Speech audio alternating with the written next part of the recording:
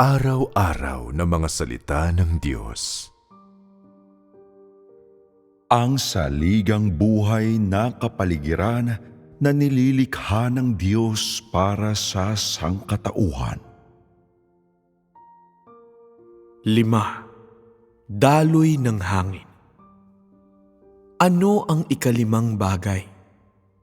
Ang bagay na ito ay lubos na may kaugnayan sa buhay ng bawat tao.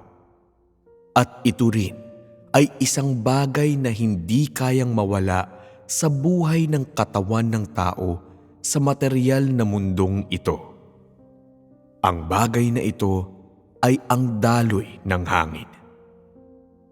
Ang daloy ng hangin ay isang salita na marahil naiintindihan ng lahat ng tao. Kaya ano ang daloy ng hangin? Subukang ipaliwanag ito sa inyong mga sariling salita. Ang daloy ng hangin ay ang pagbalong ng hangin. Maari ninyong sabihin yun. Ang pagbalong ng hangin ay tinatawag na daloy ng hangin. Mayroon pa bang ibang paliwanag? Ano ang kahulugan ng salitang daloy ng hangin? Ang daloy ng hangin ay ang hangin na hindi kayang makita ng mata ng tao. Ito rin ay isang paraan kung saan ang hangin ay gumagalaw. Tama rin iyon. Ngunit ano ang daloy ng hangin na pangunahin nating pinag-uusapan dito? Maiintindihan ninyo sa lalong madaling panahong sabihin ko ito. Ang daigdig, habang ito ay umiikot, ay nagdadala ng mga bundok, mga dagat, at ang lahat ng mga bagay. At kapag ito ay umiikot ay mayroong bilis. Kahit na hindi ka nakakaramdam ng anumang pag-ikot, talagang umiiral ang pag-ikot nito. Ano ang dala ng pag-ikot nito? Ano ang nangyayari kapag ang isang tao ay tumatakbo? Mayroon bang hangin malapit sa iyong mga tainga kapag ikaw ay tumatakbo? Oo. Iyon yun. Kung ang hangin ay kayang malikha kapag ikaw ay tumatakbo, kung gayon, paano hindi magkakaroon ng kapangyarihan ng hangin kapag umiikot ang daigdig? Kapag umiinog ang mundo, lahat ng mga bagay ay kumikilos. Ito ay kumikilos at umiikot sa isang partikular na bilis, habang ang lahat ng mga bagay sa daigdig ay patuloy pa ring lumalaganap at lumalago. Sa makatwid, ang paggalaw sa isang partikular na bilis ay natural na nagdadala ng daloy ng hangin. Yun ay kung ano ang daloy ng hangin. Makakaapekto ba ang daloy ng hangin na ito sa katawan ng tao sa isang partikular na saklaw? Oo. Makakaapekto ito. Kung ang buong daigdig ay puno ng mga kapatagan, kung gayon kapag ang daigdig at ang lahat ng mga bagay ay umiikot sa isang partikular na bilis, ang maliit na katawan ng tao ay hindi kakayaning matagalan ang puwersa ng hangin. Ang Taiwan at Hong Kong ay parehong may mga bagyo. Ang mga bagyong ito ay hindi ganoon kalakas. Ngunit kapag tumama ang mga ito, hindi makayanang tumayo ng maayos ng tao at nahihirapang maglakad palaban sa hangin. Mahirap ring makagawa ng kahit isang hakbang. Ito ay isa sa mga paraan na ang daloy ng hangin ay nakakaapekto sa sangkatauhan.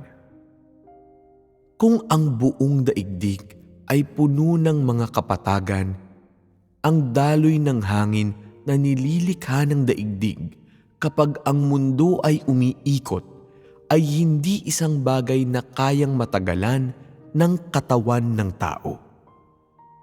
Magiging masyadong mahirap itong matagalan. Kung ganoon ang kaso, ang daloy na ito ng hangin ay hindi lamang magdadala ng pinsala sa sangkatauhan, kung hindi pagkawasak. Walang sino man ang may kakayahang mamuhay ng ligtas sa nasabing kapaligiran.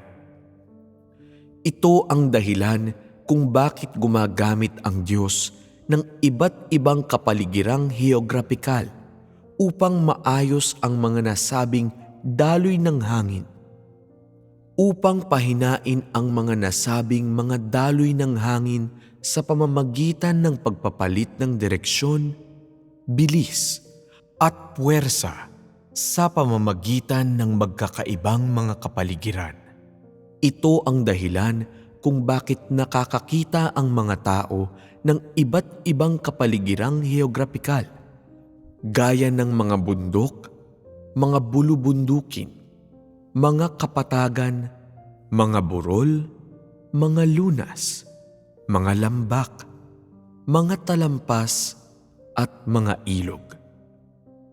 Nilalapat ng Diyos ang iba't ibang mga kapaligirang heograpikal na mga ito upang baguhin ang bilis, direksyon at puwersa gamit ang nasabing paraan upang pauntiin o manipulahin ito sa isang angkop na bilis, direksyon ng hangin at puwersa ng hangin upang magkaroon ang mga tao ng isang normal na kapaligirang may buhay. Ang paggawa ng bagay gaya nito ay maaaring maging mahirap para sa mga tao. Ngunit ito ay madali para sa Diyos dahil inuobserbahan niya ang lahat ng mga bagay. Para sa Kanya ang paglikha ng isang kapaligiran na may angkop na daloy ng hangin ay napakasimple, masyadong madali. Kung gayon, sa nasabing kapaligiran na nilikha ng Diyos, bawat isang bagay sa lahat ng mga bagay ay kailangang-kailangan. Mayroong halaga at pangangailangan sa kanilang lubos na pag-iral. Gayunpaman, si Satanas at ang masamang sangkatauhan ay walang ganoong pilosopiya. Patuloy silang nangwawasak at nagpapalago. Walang saysay na mga nangangarap na gawin ang mga bundok na patag na lupa, pagpupuno ng mga kanyon, at pagtayo ng mga napakataas na gusali sa ibabaw ng patag na lupa upang lumikha ng mga konkretong kagubatan. Pangarap ng Diyos na mamuhay ng masaya ang sangkatauhan, lumaki ng masaya, at gugulin ang bawat araw ng masaya sa pinakaangkop na kapaligirang inihanda niya para sa kanila. Kaya naman hindi kailanman naging pabaya ang Diyos pagdating sa pakikitungo ng kapaligirang titirahan ng sangkatauhan. Mula sa temperatura hanggang sa hangin, mula sa tunog hanggang sa liwanag, gumawa ang Diyos ng mga maingat na plano at pag-aayos upang ang kapaligirang titirahan ng sangkatauhan at ang kanilang mga katawan ay hindi sumailalim sa anumang balakid mula sa mga natural na kondisyon, at sa halip ang sangkatauhan ay magkakaroon ng kakayahang manirahan at magpakarami ng normal at manirahan ng normal kasama ang lahat ng mga bagay ng magkasundo. Lahat ng ito ay ibinigay ng Diyos sa lahat ng mga bagay at sa sangkatauhan.